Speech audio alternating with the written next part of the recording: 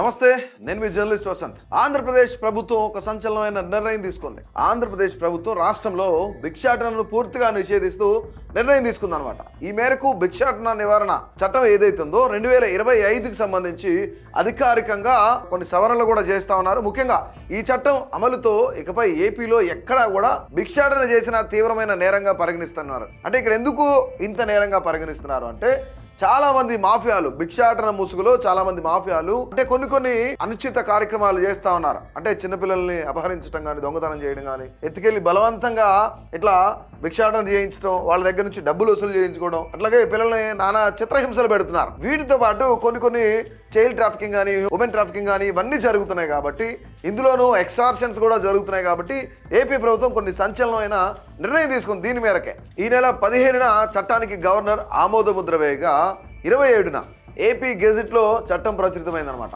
అయితే law department secretary గొట్టాబు ప్రతిభాదేవి సంతకంతో జీవో ఎంఎస్ నెంబర్ 58, ఇక్కడ జీవో ఎంత అంటే జీవో నెంబర్ 58 తీసుకొచ్చారనమాట. ఎవరైతే ప్రతిభాదేవి ఉన్నారో ఆమె సైన్తో యొక్క జీవో కూడా వచ్చేసింది అనమాట. రాష్ట్రంలో పెరుగుతున్న భిక్షాటన మాఫియా మొత్తం వ్యవస్థీకృత భిక్షాటనను పూర్తిగా నిర్మూలించడం, నిరుపేదలకు పునరావాసం కల్పించాలన్న లక్ష్యంతో ఈ చట్టాన్ని కూడా ముందుగా తీసుకురావడం జరుగుతుంది. ముఖ్యంగా ఇక్కడ ఏం జరుగుతుంది, మరి వీళ్ళందరూ భిక్షాటన చేసే వాళ్ళందరూ చాలామంది ఉంటారు కదా, వాళ్ళందరూ పరిస్థితి ఏంటి?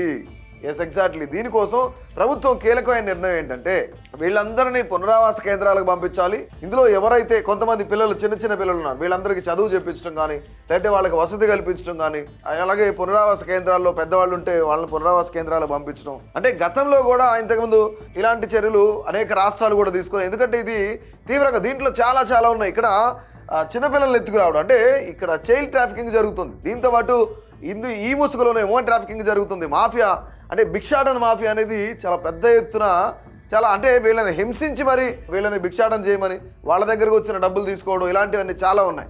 ఇందులో కొన్ని ముఠాలు కూడా ఉన్నాయి. వీటన్నిటినీ కూడా బట్టబయలు చేస్తూ వీళ్ళందరినీ అరికట్టాలి. ఎవరైతే అక్కడ భిక్షాటన చేస్తూ ఉన్నారో వాళ్ళందరినీ పునరావాస కేంద్రాలకు పంపించాలి. వాళ్ళకి కొంతమందికి పిల్లలు అయితే చదువు చెప్పించాలి. వీళ్ళతో పాటు పెద్దవాళ్ళు అయితే పునరావాస కేంద్రాలు కల్పించి వాళ్ళకి తగిన పని ఏదైనా చూపించడం. అంటే ఇట్లాంటివి గతంలో కూడా చాలా రాష్ట్రాల్లో జరిగినాయి. కొంతమంది ఉద్యోగాలు కూడా ఇప్పించిన దాఖలాలు చాలా రాష్ట్రాల్లో ఉన్నాయి. ఇప్పుడు ఏపీ కూడా ముఖ్యంగా అదే దిశతో ముందుకెళ్తుంది, అదే ఆశయంతో ముందుకెళ్తుంది. సో నిజంగానే ఇది ఖచ్చితంగా జరగాలి. జరిగితే రాష్ట్రం కూడా బాగుంటుంది. ఎందుకంటే కొంతమంది ఎవరైతే మాఫియా ముసుగులు ఉన్నారో వాళ్ళందరినీ కూడా జైలుకి పంపించడం, వాళ్ళందరినీ కూడా ఈ యొక్క ముఠాలే వెతిన ముఠాలన్నింటినీ అరికట్టడమే రాష్ట్ర ప్రభుత్వం ముఖ్య ధ్యేయంగా ముందుకెళ్తుంది. సో దీనికి ప్రతి ఒక్కరు కూడా రాష్ట్ర ప్రభుత్వాన్ని అప్రిషియేట్ చేయాలి. ముఖ్యంగా ఏపీ ప్రభుత్వం తీసుకున్న ఈ యొక్క భిక్షాటనకి సంబంధించి పూర్తిగా రద్దు చేస్తూ ఈ యొక్క నిర్ణయం తీసుకున్న దానిపైన మీ యొక్క అభిప్రాయాన్ని అయితే తప్పకుండా తెలియజేయండి.